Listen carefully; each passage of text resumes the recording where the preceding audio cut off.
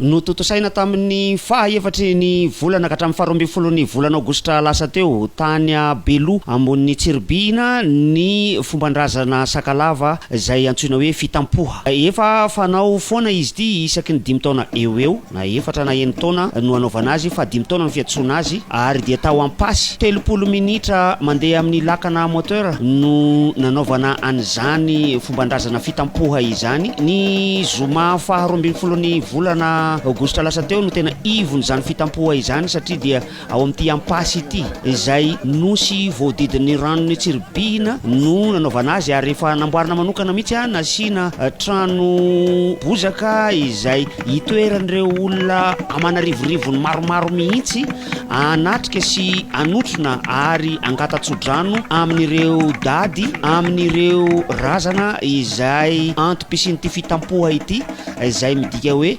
fampandroana an'ireo dady ireo ka ao anatin'izany no anaovana ny fangatahana tsodrano isan-karazany. Marobe anarivony ireo olona izay tonga manatrika izy ity na ireo teratany malagasy zany na ireo teratany vahiny indrindrandrindra moa fa ny avy ao amin'ny vondron'olona antsoina hoe sakalava de tonga marobe mihitsy ka ny alin'ny alakamisy fa 1/12 volana aogositra lasa teo no nanaovana ny tsimandrimandry tao anatin'ny zany ihany koa no misy an'ilay antsoina malaza be hoe valabe izay ohatrany hoe azo anondrona izay lehilahy tiany vehivavy iarahana mandry kanefa amin'ny ankapobeny de teo lasa anganongano sy onono la izy na de tena misy tokoa aza fa tsy hita miseho ampahibe maso araka izay fetreretana azy. Rehefa misandratra ny andro dia indreny fa hita mitandahatra ny olom-boafidy ny olo manakaja ny olona izay mitsongaina ihany koa sy ireo hanao raharaha ato anatin'ity fitampoha ity na vahiny zany na teratany ihany koa raha ohatra ka mila an'izany tsodrano zany de tonga nanatona naka tsodrano amin'ireo sazoky izay efa nijotsohan'ireo dady midika zany fa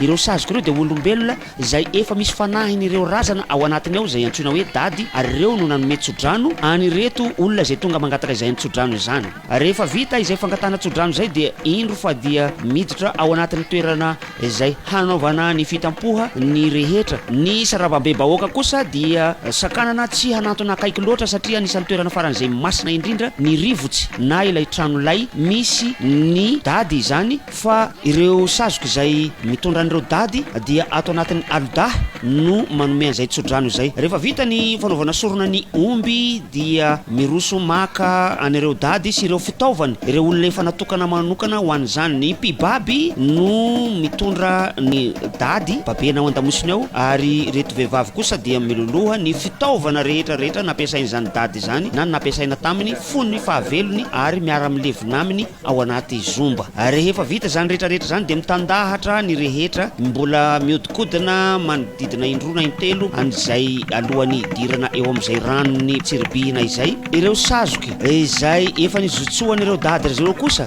dia mampiseho ny endriny fony fahavelony ka misy dady anankiray zao ohatra tany amin'ny taonjato tany aloha tany taonjato lasa teo dia nalefa sesitany nalefa andevo tany Afrika de nohaniny parasy l'Afrika ny tongony anika rehefa mizotso izy de lay sazoky izay mitondra azy de tsy afaka mamindra mihitsy ny tongony fa marary de marary anika tsy maintsy babena zay no misy mahatonga an'ireto lay sazoky izay babena hitatsika ireto. Rehefa izany dia mizotra makany anaty ranony Tsiribihy amin'izay ireto mpibaby sy ireto mpitondra ny entana izay hampandrona ireto ary dia misitrika tsirairay manoloana ny mpiandraikitra raha manao an'izay asitrika tsirairay za hampandrona tsirairay ireo dady ireo ao anatin'ny ranony Tsiribihina ary rehefa vita izany dia mitododoa miverina indray makeny amorom-pasika ka atsatoka eo ambonin'ilay antsoina hoe bararata mena ny dady izay efa avy nampandrona mandra-pahamainy ary rehefa maina dia hosorana mena na ilay antsoina hoe fihosotsy ary dia rehefa izany dia oentina mitododoa miverina any amin'ny zomba oentina miverina